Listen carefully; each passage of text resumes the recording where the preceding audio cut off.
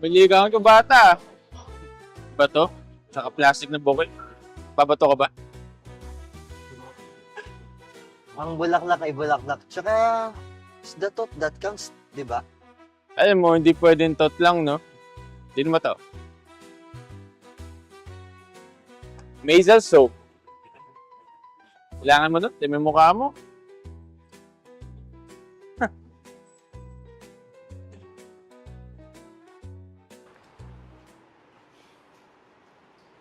Uy, Ian, Russell, dito na pala kayo. Dala pa kayong regalo. Ang sweet nyo naman. Eto.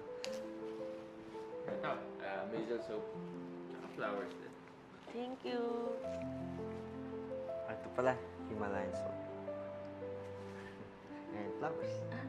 Wow, Himalayan salt tsaka flowers. Napaka-thoughtful mo naman, Russell. Tanggapin mo yung batong yan. Kamukha nga ni Darnat eh. Wow, yung Himalayan salt na galing sa Pakistan at pwede siya gawing pagkain at panluto and lamp pang ilaw and mostly sa spa. Rather, I suggest do some research. Thoughtful mo naman, Russell. Alam mo, kung magugustuhan mo yung dala niya, amoy mo yung sa akin, no? Ako, bahala nga kayong dalawa.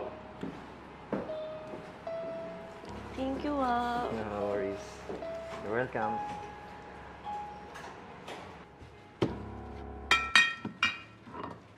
You would never ask me why. My heart is so disguised. I cannot live without you anymore.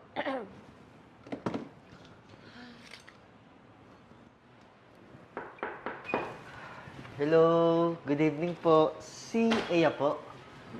Ikaw ba yung manliligaw ng anak ko? Ay. Makinig ka sa akin, ha? Makinig ka. Po. Yung anak ko, breadwinner yon. At saka, ayoko may umaaligid din sa kanya na mukhang walang trabaho. At saka, yung regalo mo, mukhang pamahirap, kaya umalis ka na. Umalis ka na. Alam ko po yung tita. Pero matanong ko lang po, ano po yung paborito niya pong inumin? Hindi mo ako madadala dyan. Kasi yung gusto ko, yung swing, yung galing yung mga iniinom at galing sa barko, yun. Saka isa pa, iho. Hindi ikaw kasi yung tipo ng gusto ng anak ko eh.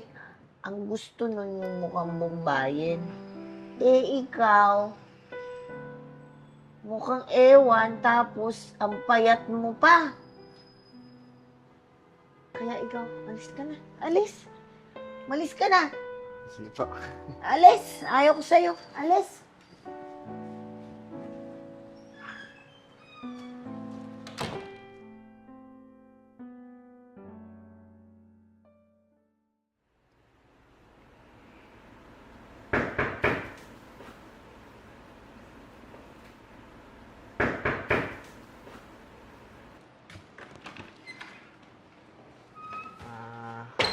Hello po, tita.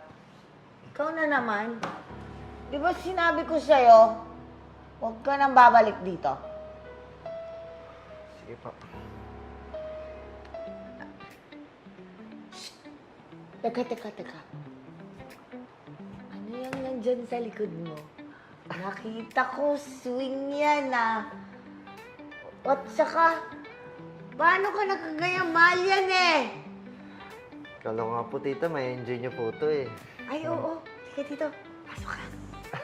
Pasok ka.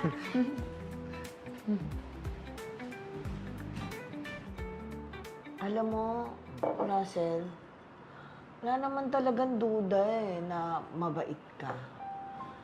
Wala lang kasi yung anak ko, breadwinner yun namin. Yung relasyon yung dalawa, Hindi pwede. Maghihirap lang kayo.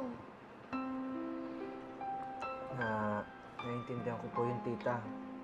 Pero may kailangan po kayo malaman tungkol sa akin.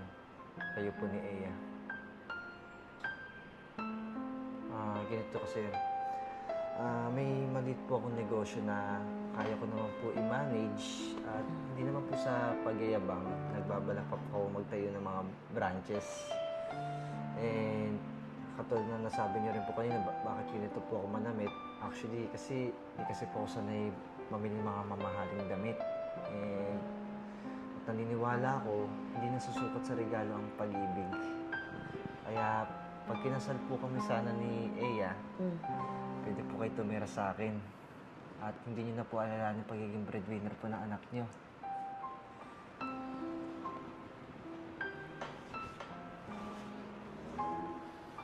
Alam mo, hindi ko alam ang sasabihin ko.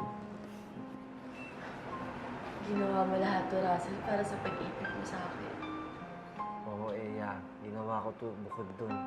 Gusto ko lang talaga na makilala niyo ako ng mabuti. Oo, sige na. Ibibigay ko na sa inyong dalawa yung basbas. Talaga po. Oo. Basta, lagi ako merong ganitong swing, ha? Sige, wala Ito naman. lang naman ang mahal ko. Papadala tayong isang truck.